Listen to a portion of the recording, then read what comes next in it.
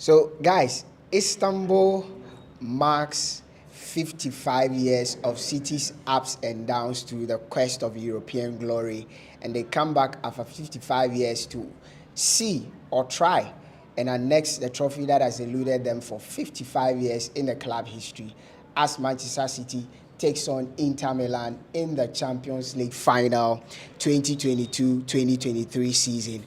And as always, Sports 101, we have you covered. I'm here with Kofi Asiedu. And listen, we have an amazing show for you this evening. People know where we stand. I mean, for myself and Kofi, we are probably at polar opposite. But today is not about us. It's about Manchester City taking on Inter Milan, and we are shooting live from Kingston Hotel, located in Takrady, Apollo.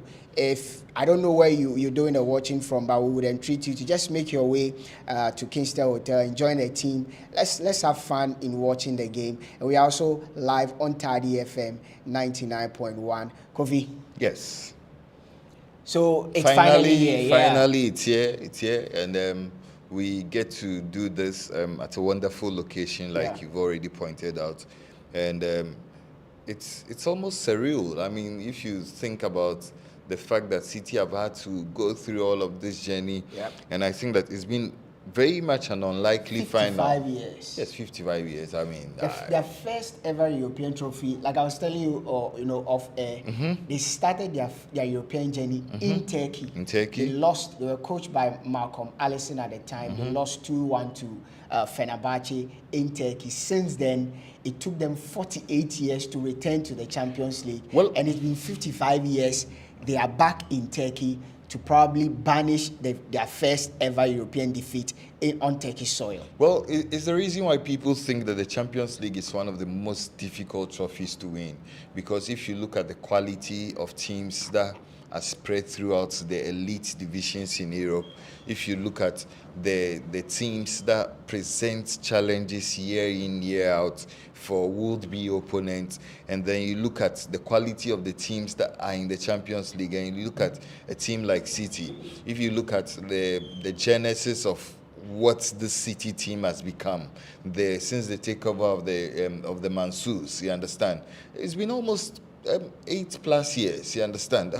I think it's been a decade, you understand. And if you look at where they have come from, where some of the heartbreaks they've had to go through, the strong teams they've had in the past, and the heartbreaks and the lessons they've learned, I'm pretty sure that it cements the fact that that theory that people do speak about the Champions League, that it is one of the most difficult trophies to win. And it brings to relevance, I don't want to sound a broken record, but it also brings to relevance what Zinedine Zidane did, and people probably do not respect the feat that Zidane had to chalk with that particular Real Madrid team. But that said, we are here for City. We are not here for Zinedine Zidane. That will be another conversation for another day. But I think that, I mean, all is set for a wonderful, wonderful final tonight. So, guys, let me run by you some figures and some stats relation to the two teams. So, Manchester City have reached the Champions League final for the second time in 3 seasons, having lost to Chelsea in 2021. If they win, they will become the 23rd team to win the European Cup and the first new name on the trophy since Chelsea in 2012. Let's not forget, Chelsea became probably the 22nd team to win the trophy, as in the new team to win the trophy in 2012. Since then, every other team that has won the trophy has been a household name, from Barcelona in 2015 to Bayern Munich to Liverpool, then to Real Madrid, doing the things that they've done, then back to Liverpool and all of that. These teams have won it before. So City are bidding to become the first team to be the first ever team after Chelsea in 2012 to lift the trophy. Also, it is important to note that this is Manchester City's 3rd European final. People are wondering, have City ever won a European trophy before? Yes, those were the European Cup Winners' Cup back then in 1969 and 1970. But when it comes to the Champions League, they've never won it before. But in the Champions League, or in the Premier League era, we've had 6 Premier League wins and 9 defeats in 25 final appearances. So when it comes to Premier League teams, for in 25 appearances, they've had 6 wins and 9 defeats in finals.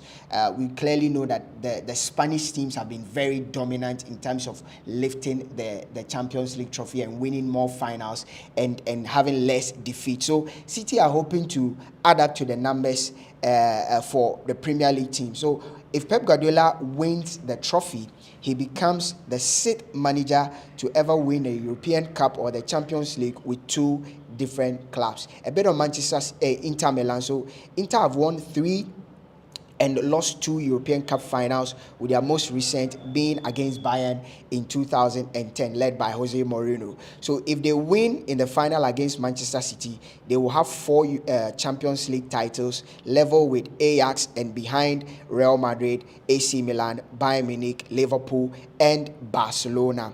Inter are the last Italian team to win the Champions League and the only Serie A side that has made the final after Juventus lost to Barcelona in 2015 and again in 2017. So literally from 2017, Inter have been the only team that have become relevant from the Italian, Serie A, that is always in a way trying to give the Serie A, some relevance in the Champions League. What do you think has made Inter a bit dominant in the Champions League amongst the Italian team? Because, you and I sitting here, when it comes to Italian team, it's Juventus. They have the best player, literally, they can buy out. But when it comes to the Champions League, they do not seem to, put a foot on. What do you think has made Inter that, relevant in the Champions League in respect to the Serie A? Well, I think in contemporary times, the one constant that's made Inter relevant is their choice of coaches.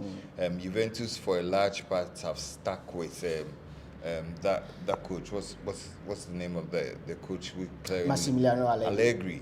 They've stuck with Allegri. Allegri has been to some finals and has bottled it a couple of times. I remember some of the finals against Barcelona. Yeah. He's bottled it. But if you look at Inter Milan, they've had to make decisions. Yes, there was a time that they had to dominate the Italian Serie A domestically.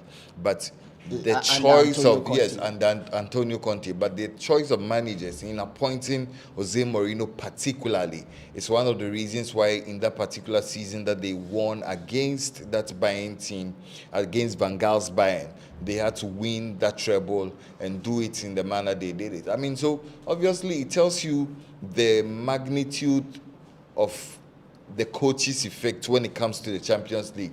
The Champions League is a game of chess. And if you do not have coaches who are tactically savvy, if you don't have coaches who are technically so on point, you are definitely going to have issues. So the one thing that stands Inter out from all of the other Italian teams in contemporary times has to be their choice of coaches. I am actually surprised that Simeone's Inzaghi rise to the top.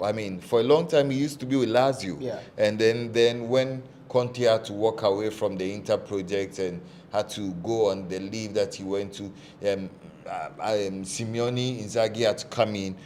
He's had his own struggles. He understands. Inter really struggled at the beginning of the season, but I think that towards the end of the season they found a loophole when they had to reach the quarterfinals. They realized that this was a path that was so clear to the final, and so they prioritized playing in the Champions League eventually over the league. Yes, eventually they had to make the top 4 in the Serie A, but I think that Simeone's Inzaghi's rise to the top has really surprised me a lot. I didn't expect Inter to be here, but here they are.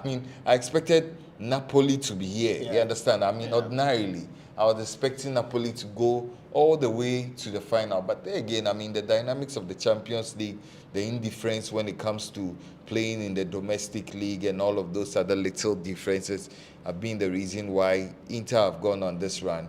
And for me, it shows you the strength of the methods that they believe in. Like you said in our pre-match discussion, like you said in the synopsis, I think that this is a final of 2 contrasting styles. Probably a more refined version of the Catenaccio against a more refined version of the total play.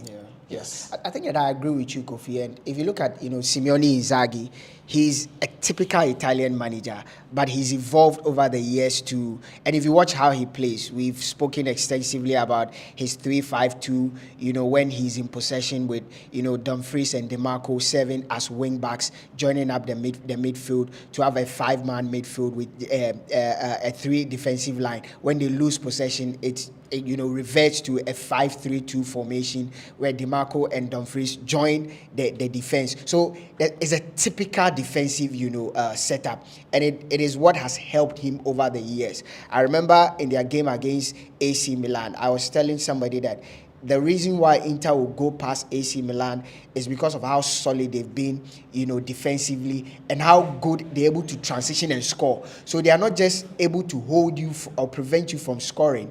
They know how to put the ball at the back of the net because of the effectiveness of the two front men in, Lautaro Martinez and, Edin Dzeko. And if you watch Inter Milan in this season's Champions League, they've kept 8 clean sheets out of 11 Champions League games, clearly telling you that when it comes to being able to defend and stifle opponents, they are very, very, very good at that. And so, guys, this is what is about Inter Milan. And like a quick one, let me run by you more stats as we build up to the game. Again, don't forget, we are shooting live from the Kingston Hotel located in Takrady at Apollo. And we are transmitting also live on Tadi FM 99.1. So tune in if you are outside Takrady, listen to Tadi FM. They'll give you that. When it comes to best and analysis, Sports 101, we have you covered. So, Kofi, take note of this. So, this is Manchester City's 12th consecutive UEFA Champions League campaign. In their last 10 campaigns, they've had to advance to the knockout stage each time. With their best performance being the loss to Chelsea in the 2020-2021 final. And this season, City have won 12. They won their group with 12 points, and they finished first in their group for 6 consecutive seasons. So for 6 seasons running, they've always topped their group. They've scored 11 goals in the first 3 games and advanced to the knockout stage with a goalless draw at Copenhagen with 2 games to actually spare. Their biggest win was that 7-0 victory at Etihad against RB Leipzig, and they scored 14 goals in the 3 knockout games. So from the round of 16 through to the semi-finals, they put 14 goals past opponent. And you were speaking about the attacking prowess of City against the defensive solidity of Inter Milan. When it comes to Inter as well, Inter have performed very, very well in the Champions League. Like I said earlier on, 8 clean sheets out of 11 matches, conceding just 10 goals. So they are conceding an average of a goal per game. So it is not easy for you to put 2 goals past, Inter Milan. Yeah. And the only team to have been able to do that in the group stage was Bayern Munich when they beat them 2-0 at Giuseppe Meazza Stadium, and again at the Allianz Arena, both 2-0. So it's very, very, very difficult for teams to put 2 goals past AC Milan. So they are conceding at least a goal per game. That's one solid defensive record. So they've had some mixed successes against English clubs in knockout ties. So with 6 wins and 6 losses, they've won all of their 3 European Cup triumphs against English opponents, including against Liverpool last season. So from last season, Inter have been able to triumph against European, English teams. Yep. Let me add this to it. They may probably make your argument a bit juicier. There have been 3 teams that have come up against Inter Milan in their quest to annex the treble. Kofi, guess the teams before I probably put this out. Guess the teams. So 3 teams in their quest to annex the treble, Inter have actually prevented them from annexing the treble. Guess the teams. Or Real Madrid? Real Madrid is not one of them. I think that Liverpool has to be one of them. Liverpool is not one of them. Nope. Aye. Let me get you the team. So Bayern Munich is one of them. Bayern Munich, yeah. Benfica is one of them. Oh, Benfica. Guess the last team. Actually, Real Madrid is one of them. So in 1964, Real Madrid were on the verge of being the first ever club in the history of Europe to do the proper treble in Real 1964. Madrid have not won the treble They before. never won the treble before, but they wanted to do it in 1964. They came up against Inter Milan, and Inter Milan did a stoppage to them. In 1965 again, Inter goes to the final against Benfica. They were on the cusp of winning the treble. Inter stops them. Then in 2010, Bayern were at the verge of winning the treble, and Inter put a stop to them. So in 2010, actually, both Bayern and Inter Milan were on the cusp of winning the treble, and one had to do one over the other. So for those who believe in the myths and the superstition and all of that, this also fits into the narrative. Where do you think this game will end? Inter know how to stop teams that do the treble. The last time and let me add this, the last time they won it, they stopped Bayern Munich from winning the trophy. Treble. So it could be that Inter will win it by stopping, Manchester City from winning the treble. But Kofi, let's get into the game. Where do you think this game will be lost for Inter Milan? Lost? Yeah. If they are going to lose it, where do you think they are going to lose this game? Well, if you've watched Inter Milan, one of their strongest units has to be the midfield. Yeah. They do not come with all of the skilled laborers that probably grace City's midfield. But I think that if they get a stranglehold on the midfield or otherwise, that's where I think that the game will be lost. So if Inter want to really be in this game, I think that they need to lay a stranglehold. The likes of the Brozovic, the likes of the Nico Barella, and Çalhanoğlu and the Mkhitaryan, they need to lay a strong foundation in that midfield. Once they're able to lay hold of that midfield, I think that they have the men. And listen, I think that a lot of people have forgotten about Lukaku.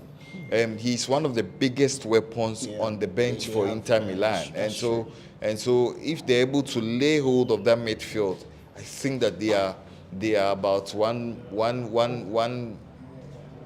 distance away from winning the Champions League. So for me, the game will be lost or won by Inter Milan in the midfield. What about Manchester City? Where will it be lost for them? How? Because you are looking at the weakness of Manchester City, and for quite some time now, they do not seem to have a weakness, especially if you saw their game against Real Madrid. It looked like there's nothing Madrid could do that would hurt them. But if they are going to lose this game, where will City lose this game? Well, let me put it on record. If City are going to lose this game, they will do so defensively. Okay. So if City want to win this game, let me run by our listeners the lineup. I'm sure a lot of us know. For Inter Milan, as usual, they are playing a 3-5-2 formation or setup with Onana in goal, Bastoni at left back. Bastoni, Acerbi, and Demian literally as their centre backs, with Dumfries and Demarco as the wing backs. In midfield, there's Çalhanoğlu, Brozovic, and Barella. An unchanged lineup. In attack is Dzeko and Martinez. For Manchester City is Edison, Akanji, Diaz, and Nake, John Stones, and Rodri in the middle of the pack. Rodri, playing that, superb inverted midfield role, and would obviously come back to defense when there is a need for him to defend. There's Bernardo Silva, Kevin De Bruyne, Ike Gundogan, who has been City's, shining light in a couple of games now, Jack Grealish, and Erling Haaland. So if you watch the highlight, if you watch the lineup, you realize that Pep Guardiola is sort of trying to react to the lineup of Inter Milan. So he's chosen to play with a 3-back. It's something that is very much unknown. But he's done that from the Bayern Munich game. The only difference is that instead of Kyle Walker, it's Nathan Ake. Well, so maybe he's looking at the pace, because Nathan Ake is very quick, and Kyle Walker can lose his head when you have. Like I said, I think that this game will be lost by City if they do not keep their concentration levels in defense. For me, I think that, like I said in the earlier comments, I think that City struggle when they come up against teams that play the 3-back. They struggle when they come up against teams that like to play with two-pronged attackers, you understand? And I think that all throughout this tournament, they've not met a team like Inter Milan, because if you look at Inter Milan and the attacking prowess of Edin Dzeko would want to do one over City, because those are his previous employers, you understand? And then Lautaro Martinez, Lukaku would also want to have a say in there.